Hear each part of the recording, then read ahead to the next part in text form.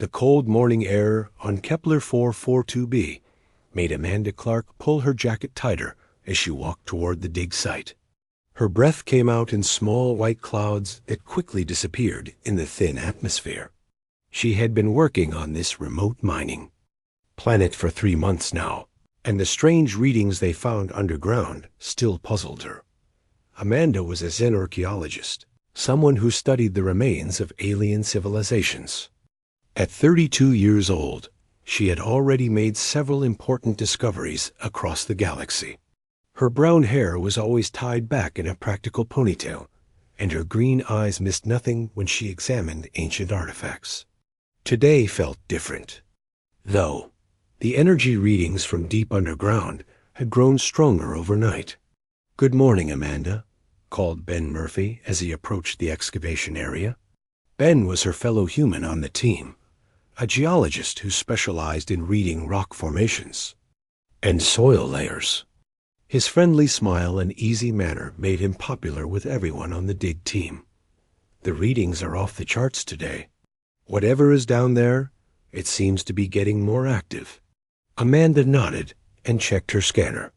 The device showed energy, patterns unlike anything in their databases. 3.2 kilometers down, she said, reading the numbers. "That is much deeper than any known civilization has ever built. This has to be something very old." The excavation team gathered around their equipment as the artificial sun of Kepler 442b began to brighten the sky. The planet had 2 suns, but only one was visible today. The other team members were already at work. Kethval, the Zephyrian scholar, stood near the main digging machine. His blue-scaled skin reflected the morning light as his 4 arms worked with different tools at the same time. The Zephyrians were known throughout the galaxy for their intelligence and their ability to manipulate matter with their minds. The soil composition changes again at 2.8 kilometers. Kethval said in his melodic voice. All Zephyrians sounded like they were singing when they spoke. "The rock becomes something we have not seen before. It is not natural to this planet." Click 7, the Manthari researcher, made a series of clicking sounds that his translator converted to speech. "My scans show the object below is artificial. Large, very large. Perhaps a structure or vessel." The insect-like Manthari were excellent at detailed analysis. Their compound eyes could see things that other species missed completely. Amanda looked at her team with excitement. After months of careful digging, they were finally close to whatever lay buried beneath their feet. The energy readings suggested it was not just any ordinary artifact. This could be the discovery that changed everything they knew about galactic history. "Let's get the heavy equipment ready," Amanda said. "Today we find out what has been waiting down there for who knows how long." The digging took most of the morning. Their machines could move tons of rock and soil quickly, but they had to be careful not to damage whatever lay beneath. As they went deeper, the energy readings became stronger and more complex. The patterns showed intelligence, as if something was responding to their approach dot at exactly 3.1 kilometers down. Ben's geological scanner started making warning sounds. "Amanda, you need to see this," he called out. His voice had an edge of excitement mixed with concern. "The rock formation just stopped. There is empty space below us." Amanda rushed over to look at his readings. The scanner showed a large hollow area beneath them, with something solid at the bottom. The shape was wrong for a natural cave. It was too regular, too purposeful. "How big is the space?" she asked. Ben worked with his equipment for several minutes before answering. "The cavity is huge, maybe 200 meters across and 50 meters high, and the object at the bottom." He paused and ran the scan again. "Amanda, the object is over 100 meters long. That is the size of a large spaceship." The news spread quickly through the small research camp. Within hours, messages were being sent across the galaxy to universities, museums, and government agencies. A discovery of this magnitude had not happened in over a century. Ancient alien spacecraft were incredibly rare, and finding one intact was almost impossible. Over the next few days, the team worked carefully to create a safe entrance to the underground chamber. They used controlled explosions and precision cutting tools to make a tunnel that sloped gently downward. The energy readings grew stronger as they got closer to the buried object. When they finally broke through into the chamber, Amanda was the first person to see what lay inside. Her helmet lights swept across the vast space, and she gasped at what they revealed. The object was not just a spaceship. It was something far more impressive. The vessel was made of a material that looked like black glass, but scans showed it was harder than any known substance. Its shape was like nothing in any database. Curves flowed into angles that seemed to change when you looked at them from different directions. The surface was perfectly smooth, with no visible doors, windows, or engines. Strange symbols covered parts of the hull, symbols that formed patterns too complex for the human eye to follow completely. "This is impossible," whispered Ben as he joined Amanda in the chamber. "The design does not match any known civilization. And the material? Our scanners cannot even identify what it is made of." Kethval floated down into the chamber using his species' natural ability to manipulate gravity. His usually calm demeanor was replaced by obvious amazement. "The energy signature is beyond anything in our records. This predates known galactic civilization by millions of years." Click sevens. Mechanical arms extended multiple scanning devices toward the ship. No radiation, no hostile energy emissions. The vessel appears dormant, but intact. Structural integrity is perfect despite its age. Amanda walked slowly around the base of the mysterious ship. It was beautiful in a way that made her feel small and insignificant. Whoever built this had technology far beyond anything the current galaxy possessed. The smooth black surface reflected her helmet lights in strange ways, creating patterns that seemed to move on their own. "We need to contact the Galactic Archaeological Council," Amanda said finally. "This is too important for one team to handle. Alone, this could be evidence of the precursors." The precursors were legendary. Stories told of an ancient race that had spread across the galaxy millions of years ago, leaving behind traces of impossible technology before vanishing completely. Most scientists thought they were just myths, stories made up to explain things. That could not be understood. But standing next to this incredible vessel, Amanda began to think the stories might be true. The team spent the rest of the day documenting everything they could about the ship and the chamber around it. They took thousands of photographs and measurements. They collected samples of the strange material, though their tools could barely scratch its surface. Most importantly, they tried to find some way to get inside the vessel or activate its systems. Nothing worked. The ship remained as silent and motionless as it had been for countless ages. There were no visible controls, no obvious entry points, no response to any of their scanning equipment. It was as if the vessel was waiting for something, but they had no idea what that might be. As the artificial night fell on Kepler 442b, Amanda stood alone in the chamber, looking up at the mysterious craft. Something about it called to her in a way she could not explain.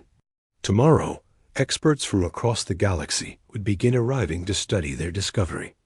But tonight, she felt a strange connection to the ancient vessel, as if it knew she was there and was waiting patiently for her to understand something important.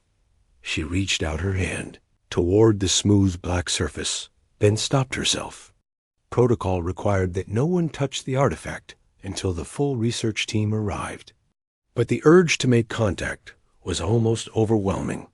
Amanda pulled her hand back and headed toward the tunnel exit, unaware that deep within the vessel, dormant, systems had begun to stir for the first time in millions of years. 3 weeks after the discovery, Kepler 442b had become the most important place in the galaxy. Ships arrived daily, bringing the greatest minds from dozens of different worlds. The small mining colony had grown into a bustling research center, with temporary buildings scattered across the landscape like metal flowers. Amanda watched from the observation deck as another transport ship landed. This one carried a team of Etherian specialists, beings of pure energy who could exist in both physical and mental realms. Their leader, Whisper of Stars, was famous throughout the galaxy for being able to communicate with any form of consciousness, no matter how alien or ancient. Another group of experts who think they can solve in days what we have been working on for weeks, Ben said as he joined Amanda at the window. His voice carried frustration that had been building since the first. Outside teams arrived. They all act like we are just simple miners who got lucky. Amanda understood his feelings. The Galactic Archaeological Council had taken control of the dig site within days of their report. Now she and her original team were treated more like assistants than the people who had made the discovery.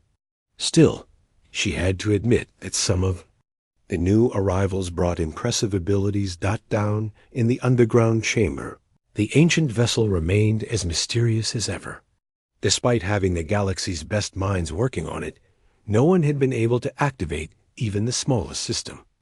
The ship sat in perfect silence, its black surface reflecting the bright work lights that now filled the chamber. Dr. Zara Voss, the Council's lead xenotechnician, had been trying for 2 weeks to find some kind of interface. The elderly human woman had worked with alien technology for over 40 years. Her reputation was legendary, but even she seemed puzzled by the ancient craft. There has to be a control system somewhere, Dr. Voss muttered as she ran her hands along the ship's hull. Every vessel needs a way to operate it. We just have to find the right approach. Nearby, Whisper of Stars floated in their energy form, a shifting cloud of soft blue light. The Etherian had been attempting to make mental contact with the ship for days. Their species could communicate with almost any form of consciousness, from simple animals to advanced artificial intelligences. But the ancient vessel gave no response to their mental probes. The ship is not empty, Whisper of Stars said in their voice that sounded like wind chimes. There is something inside, something that thinks and waits, but it will not speak to me. It is as if it cannot hear my thoughts at all. The Nexus Collective had sent their most advanced AI constructs to study the vessel. These artificial beings could process information millions of times faster than biological minds. They had tried every known method of electronic communication, sending signals across all possible frequencies and protocols. Unit 7742, the lead AI construct, reported their findings to the assembled researchers. All attempts at digital interface have failed. The vessel systems appear to be completely isolated. Our most advanced programs cannot even detect the presence of computing systems. Yet energy scans confirm the ship contains active technology. Amanda listened to these reports with growing interest. She had spent every day in the chamber since the experts arrived, watching their attempts and taking notes. Something about their failures seemed significant, but she could not put her finger on what it meant. The Zephyrians tried using their matter manipulation abilities to phase through the ship's hull. Kethval and 3 other members of his species worked together, their combined mental power capable of moving mountains. But the strange black material resisted all their efforts. It was as if the ship existed in normal space, but followed different rules of physics. The molecular structure is unlike anything we have encountered, Kethval reported to the research team. It appears solid, but our abilities cannot affect it. The material seems to exist in multiple dimensions simultaneously. The crystalline resonance, beings made of living mineral, attempted to communicate with the ship through harmonic frequencies. Their bodies could produce sounds across all possible ranges, from the deepest bass notes to frequencies beyond. hearing of most species. They sang to the ancient vessel for hours, their crystal forms glowing with beautiful patterns of light. But the ship remained silent. The Manthari brought their most sophisticated analysis equipment. Click 7 and his colleagues could break down any substance to its basic components and understand how it was constructed. They had solved puzzles that stumped other species for centuries. Yet the ancient ship's material defied all their attempts at analysis. The substance appears to be a single molecule, Click 7 reported. One impossibly complex structure that makes up the entire hull. It should not be able to exist according to known chemistry, yet here it is. Week after week, the failures continued. Each species tried their unique abilities and technologies. The gas-based Valerians attempted to seep through microscopic openings. The machine symbiotic cyborgs interfaced directly with any electronic systems they could detect. The telepathic Mindari tried to sense thoughts or emotions from within the vessel. Nothing worked. Dr. Voss called daily meetings to discuss their lack of progress. The research teams shared their findings, but every report ended the same way. The ancient ship remained completely unresponsive to all their efforts. Some of the researchers began to suggest that the vessel might be completely dead, its systems destroyed by the passage of millions of years. Perhaps we are approaching this wrong, suggested Dr. Marcus Webb, a human psychologist who had been studying the research team's behavior. We assumed the ship was built to be operated by its creators. But what if it was designed to respond only to specific conditions or specific types of beings? His suggestion sparked new discussions among the research teams. They began to consider that the ancient builders might have programmed their technology to work only for certain species or in certain situations. But even this theory led nowhere. They tried having different combinations of species work together, thinking that maybe the ship required multiple types of consciousness to activate. Still nothing happened. Amanda found herself spending more time alone in the chamber.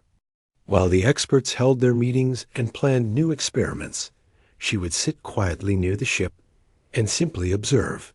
She had always been good at noticing small details that others missed. Her archaeological training taught her to be patient and look for patterns that revealed themselves slowly over time. During these quiet moments, she began to notice something strange. The ship's surface seemed to change very slightly when she was alone with it. The patterns in the reflected light shifted in ways that felt almost like breathing. The effect was so subtle that she wondered if she was imagining it. One evening, after another day of failed experiments, Amanda was the last person to leave the chamber. As she walked toward the tunnel exit, she felt a strange pull to turn back and look at the ship one more time. The work lights had been dimmed for the night, leaving the chamber in soft shadows. The ancient vessel seemed different in the low light. Its black surface appeared to have depth, as if she could see into it, rather than just looking at its exterior. The strange symbols along the hull seemed to pulse very faintly, so faintly that she had to stare at them to be sure she was not imagining. The effect got Amanda took a step closer to the ship, then another. She found herself walking back across the chamber floor until she stood right next to the mysterious craft. This close, she could feel something like a vibration in the air, too low to hear, but strong enough to sense in her bones. Almost. Without thinking, she reached out her hand toward the smooth black surface. Her fingers stopped just centimeters away from touching the hull.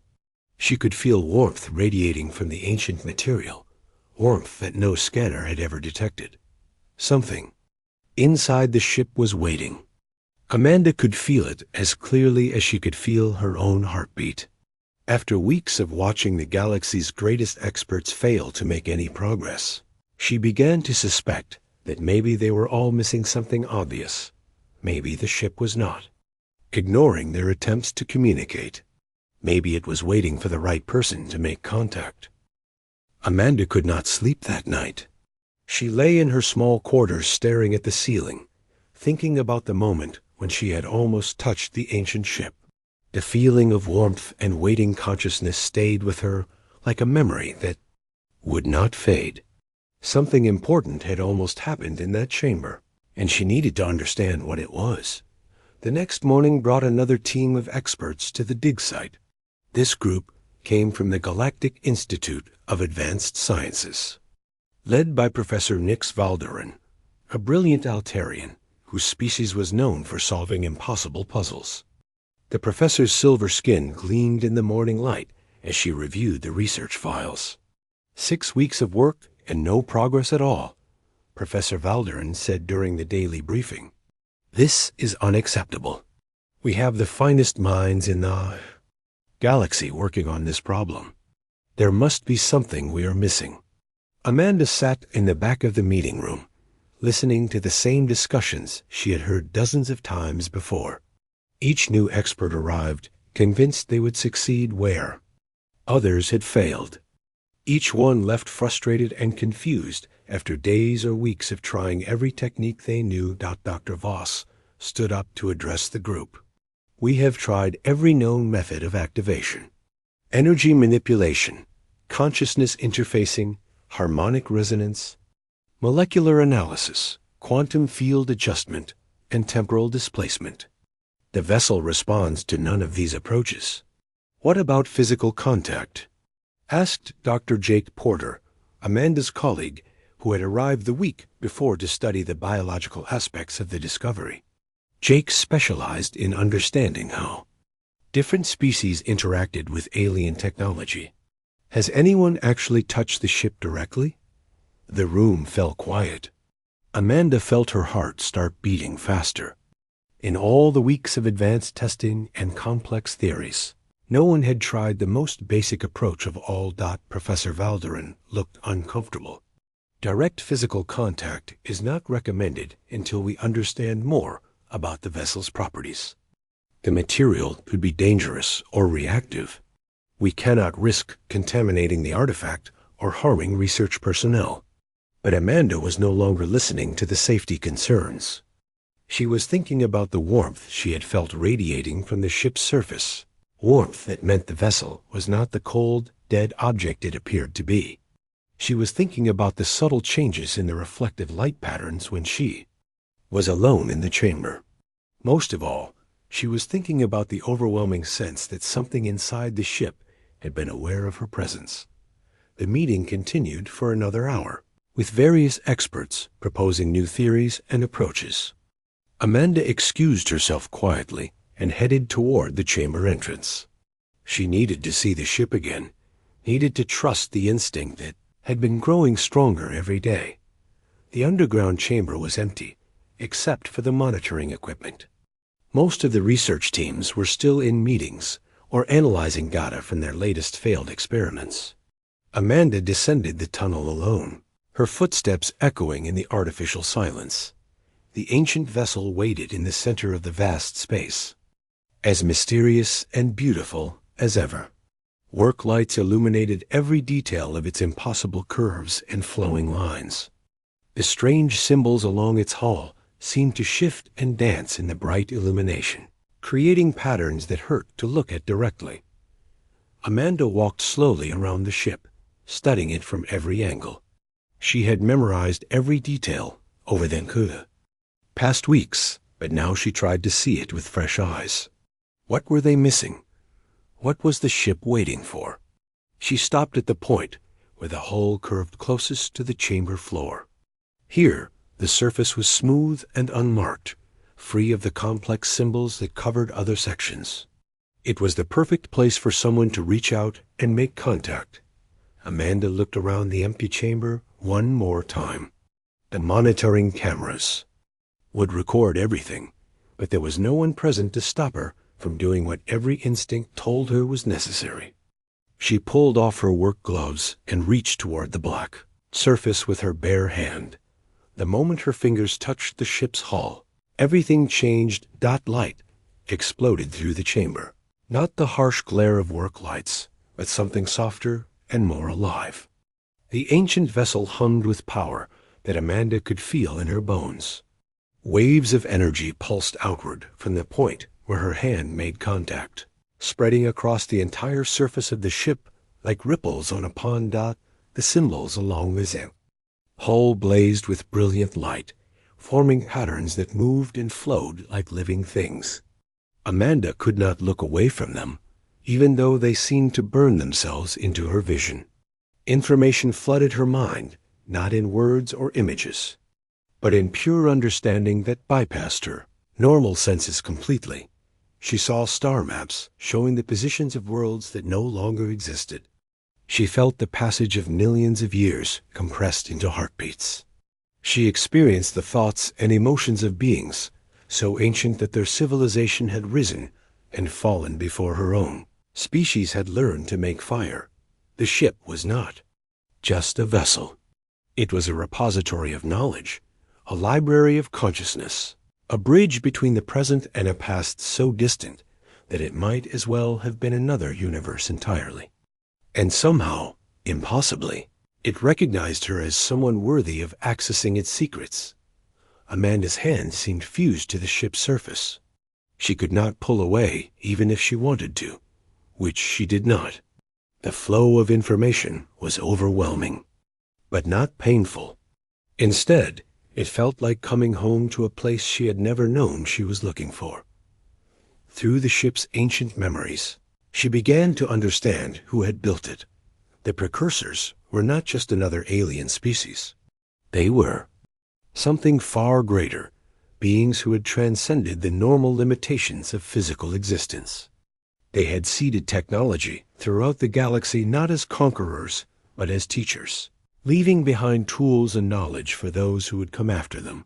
But their gifts were not meant for everyone. The precursors had been very careful about who could access their most powerful creations. They had built locks and safeguards into their technology, restrictions that could only be bypassed by species that met very specific criteria. Amanda saw flashes of the testing process the precursors had used. They evaluated not just intelligence or technological advancement, but something deeper.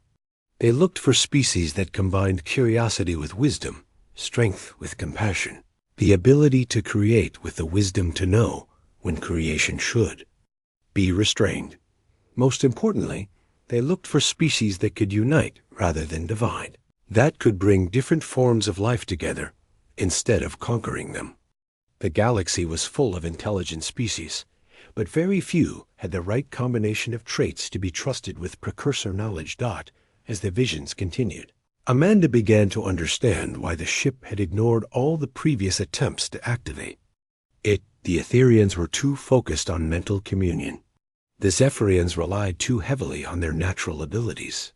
The A's lacked the intuitive understanding that came from biological consciousness.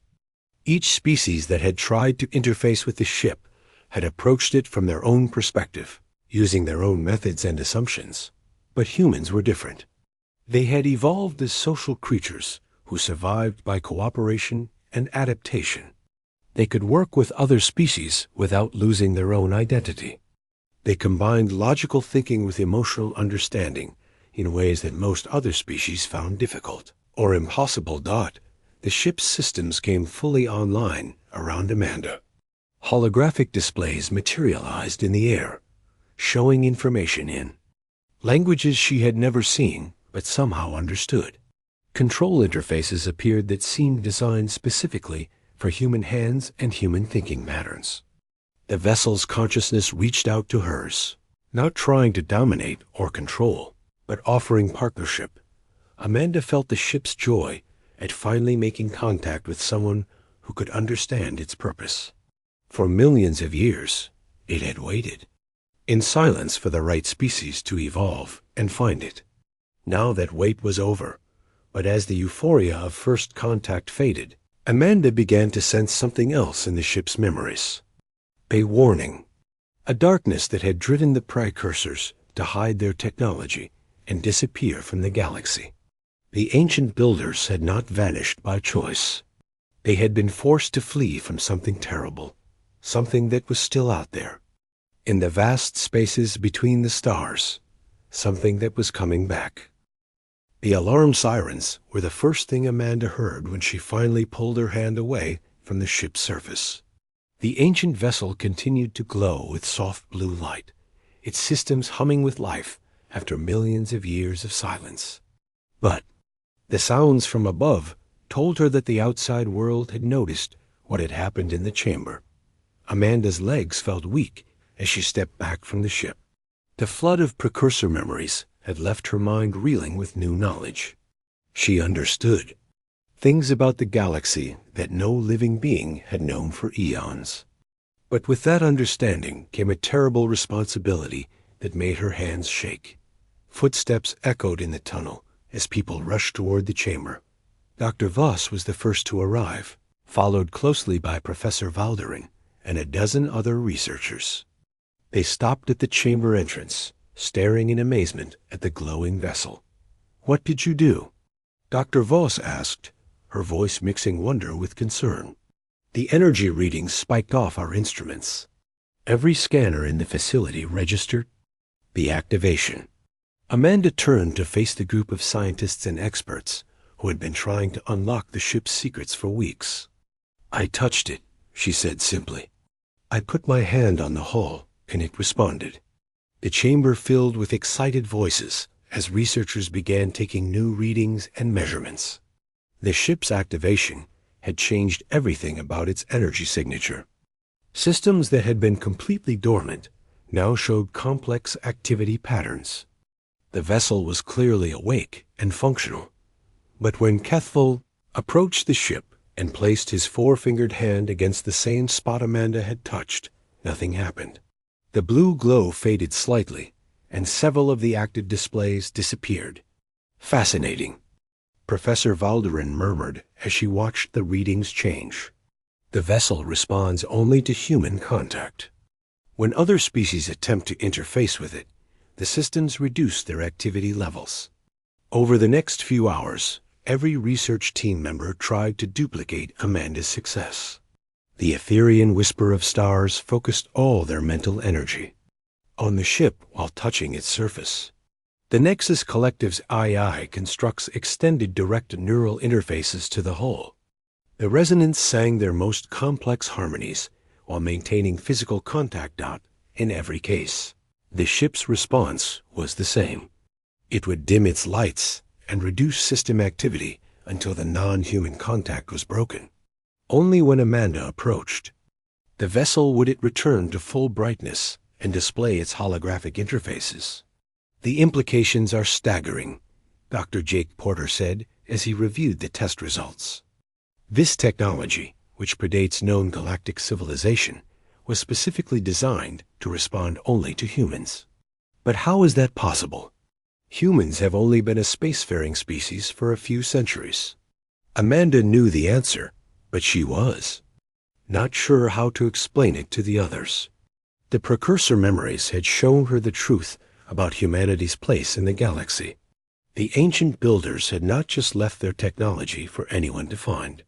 They had guided evolution itself, subtly, influencing the development of certain species across millions of years. Humans had not evolved by accident. They were the result of careful genetic manipulation that had taken place over countless generations. The precursors had seeded the right traits into humanity's ancestral line, ensuring that, when the time came, humans would have the exact combination of abilities needed to inherit precursor technology. But Amanda also knew something else from the ancient memories, something that made her stomach tighten with fear. The ship was not just a repository of knowledge. It was a key, a way to access a vast network of precursor installations hidden throughout the galaxy. And activating this ship had sent a signal across space, a signal that would be detected by more than just friendly forces. The hegemony of the Horrors. Firstborn had been watching the excavation from the beginning. They were an alliance of the galaxy's oldest civilizations, species that had ruled space for millions of years before humans had even learned to make tools. They saw themselves as the rightful inheritors of any advanced technology, and they would not allow a young species like humanity to claim something as powerful as precursor artifacts, Amanda's fears were confirmed 3 days later when long-range sensors detected a massive fleet approaching Kepler 442b. The ships bore the symbols of the hegemony, and their intentions were clear from the aggressive formation. They maintained. Admiral Lisa Grant of the Human Colonial Defense Force arrived within hours of the fleet's detection. Her flagship, the Defender, was one of humanity's most advanced vessels, but it was tiny compared to the hegemony dreadnoughts that would soon enter the system. Dr. Clark, Admiral Grant, said as she met with Amanda and the research team, "I need you to tell me exactly what we're dealing with here. My orders are to protect this site and its discoveries, but I need to understand what makes this ship so important." Amanda looked at the Admiral, a woman whose reputation for strategic thinking was known throughout human space. She had short, gray hair and eyes that missed nothing. If anyone could understand the true scope of what they faced, it would be her. "The ship is not just ancient technology," Amanda explained. "It's a gateway to something much larger. The precursors left behind. A network of installations across the galaxy, and this vessel is the key to accessing all of them. But there's something else. The memories I accessed show that the precursors didn't disappear by choice. They were driven away by something terrible, something that consumed entire civilizations." Admiral Grant's expression grew more serious. "And you think this threat is still out there?" Amanda nodded. "According to the ship's records, the entities that destroyed the precursors come from beyond our galaxy. They consume not just planets or species, but entire stellar regions. The precursors called them the Devourers. They're drawn to advanced civilizations and high-energy technology. Like the energy signature this ship is broadcasting, Admiral." Grant said, understanding immediately. "Exactly. By activating the ship, we've announced our presence to whatever is out there. The Precursor's technology is powerful enough to fight these entities, but only if it's used correctly. That's why they locked it behind genetic codes. They needed to ensure that whoever found it would have the wisdom and unity to use it properly." The conversation was interrupted by urgent communications from the fleet sensors. The hegemony ships had arrived at the edge of the system and were demanding immediate surrender of the precursor vessel. Their leader, Archon Primarch Vel Tar, was broadcasting threats across all communication channels. "Humans," came the ancient voice of Vel Tar, translated through the ship's communication systems. "You have stumbled upon technology that belongs to your betters. We have ruled this galaxy for eons while your species was still learning to make fire. Surrender the precursor vessel immediately, or face the consequences of defying the natural order." Admiral Grant's response was calm but firm. "This is Admiral Grant of the Human Colonial Defense Force. The precursor vessel was discovered in human space by human researchers. We will not surrender our discoveries to threats or intimidation." The hegemony fleet moved into attack formation, their massive ships casting shadows across Kepler 442b's surface. Amanda watched from the observation deck as hundreds of alien vessels prepared for battle. The human defense fleet was outnumbered 50-1. But as Amanda looked down at the chamber where the ancient ship waited, she realized that the real battle would not be fought with weapons and starships. The precursors had left their technology for humanity to find, and with it came the responsibility to make the right choices about how to use it. The ship's memories had shown her two possible futures.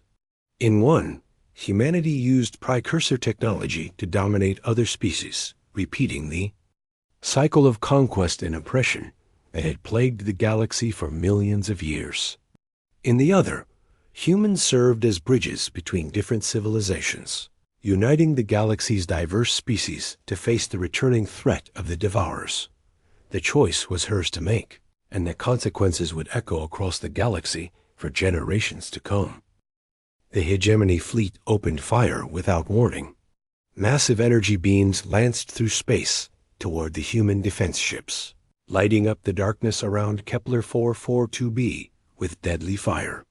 Admiral Grant's vessels fought back bravely, but they were completely outmatched by the ancient alien technology. Amanda watched the battle from the underground chamber, her hand pressed against the precursor ship's hull. Through the vessel's sensors, she could see every detail of the fight raging above. Human ships were being destroyed one by one, their crews dying to protect something they barely understood. "Show me," Amanda whispered to the ship. "Show me how to stop this." The ancient vessel responded by flooding her mind with new knowledge. She saw weapon systems that could tear apart space itself, defensive fields that could protect entire planets, and communication arrays that could reach across the galaxy in an instant. The power to end the battle was at her fingertips, but the ship also showed her something else. In the deepest memory cores, she found the final message left by the last precursor to operate this vessel. The ancient being's thoughts echoed across millions of years, carrying both wisdom and warning. "Power without unity leads only to destruction," the message said. "We learned this truth too late to save ourselves. The greatest technology is worthless if those who wield it cannot work together. Choose wisely, inheritor. The fate of all conscious life depends on the path you take." Amanda understood what she had to do. It was not the easy choice, not the one that would save human lives in the short term, but it was the choice that might save the galaxy in the long run. She activated the ship's most powerful system, its consciousness broadcaster. This device could send thoughts and memories directly into the minds of every intelligent being within a star system. The precursors had used it to share knowledge and create understanding between different species. Instead of using the ship's weapons against the hegemony fleet, Amanda opened her mind to the broadcaster and shared everything she had learned. The experience of touching the precursor ship, the flood of ancient memories, the truth about the devourers, and most importantly, the choice that faced them all. The effect was immediate and stunning. Across the entire system, every conscious mind suddenly experienced Amanda's memories as if they were their own. Human, Zephyrian, Etherian, Manthari, and dozens of other species all felt the same overwhelming moment of understanding. The battle stopped. Ships that had been firing at each other moments before now drifted in space as their crews tried to process what they had experienced. On the hegemony flagship, Archon Primarch Veltar felt human emotions for the first time in his ancient life. He experienced Amanda's wonder at discovering the ship, her determination to understand its purpose, and her willingness to sacrifice everything for the greater good. But more than individual experiences, every being in the system now understood the true threat facing the galaxy. Through the precursor memories, they saw the devourers as they really were. Not just another enemy to fight, but a force that consumed entire civilizations, leaving nothing but empty space where thriving worlds had once existed. The devourers fed on conflict and division. They waited until civilizations reached a certain level of technological advancement, then moved in when internal wars had weakened their prey. The precursors had been the most advanced species the galaxy had ever known, but they had fallen because they could not unite their various factions in time to mount an effective defense. Admiral Grant was the first to break the silence. Her voice, broadcast across all communication channels, carried a new tone of understanding. "This is Admiral Grant to all vessels. I propose an immediate ceasefire so we can discuss what we have all just experienced." Archon Primarch Veltar's response came slowly, his ancient voice heavy with the weight of new knowledge. "Admiral Grant, we have underestimated the situation. The hegemony requests permission to send representatives to the surface for discussion." Over. The next several hours, the underground chamber filled with beings from across the galaxy. Species that had been enemies for millennia sat side by side, united by their shared understanding of what was at stake. Amanda remained connected to the precursor ship, serving as a translator and guide as they explored the ancient database together. The ship revealed the locations of hundreds of precursor installations scattered throughout the galaxy. Some contained weapons powerful enough to destroy entire fleets. Others held defensive technologies that could protect solar systems. Most importantly, there were communication arrays that could coordinate the defense of the entire galaxy.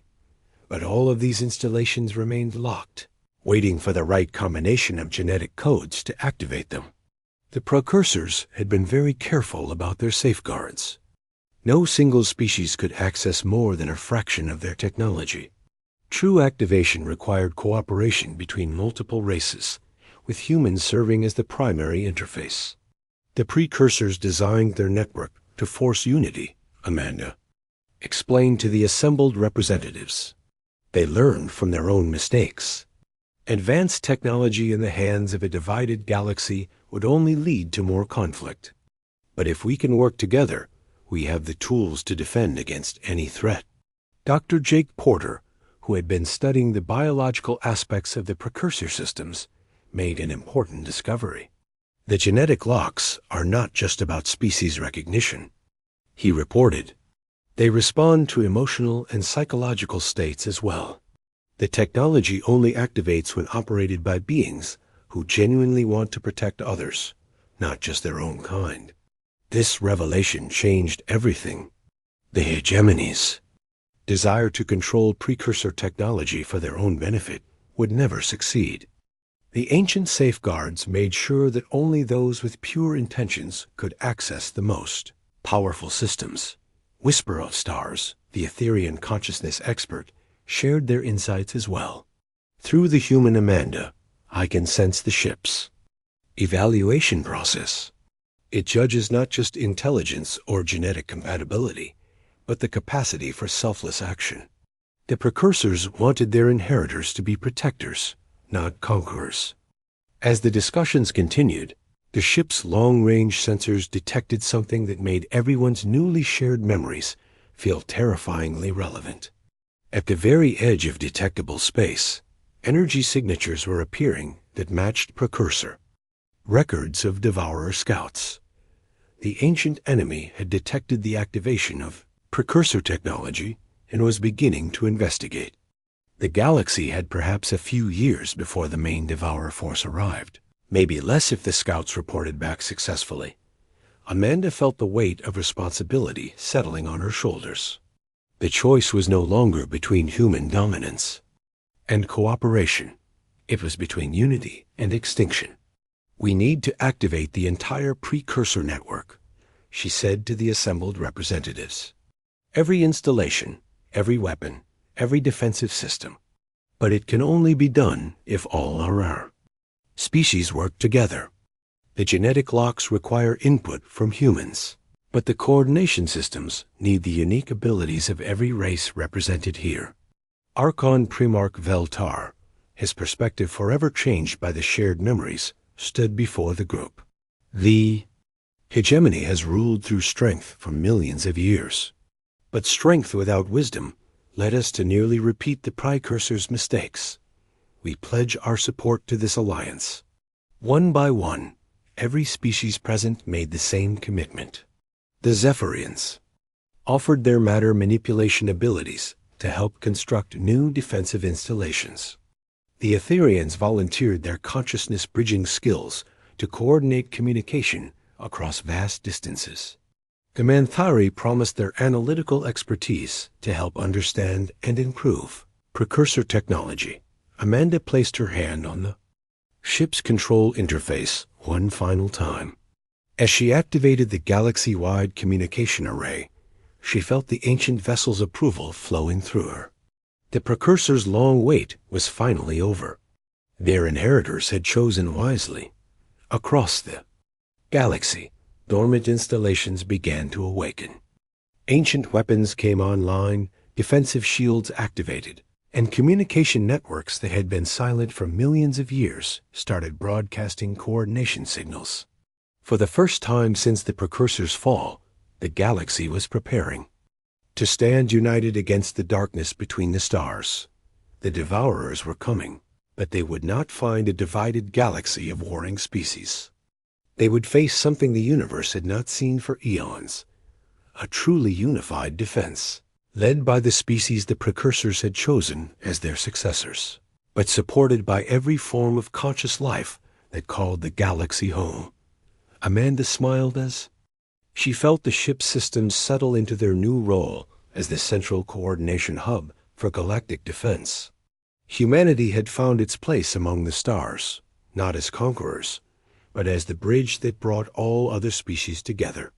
The ancient craft had obeyed only a human, but now it served everyone.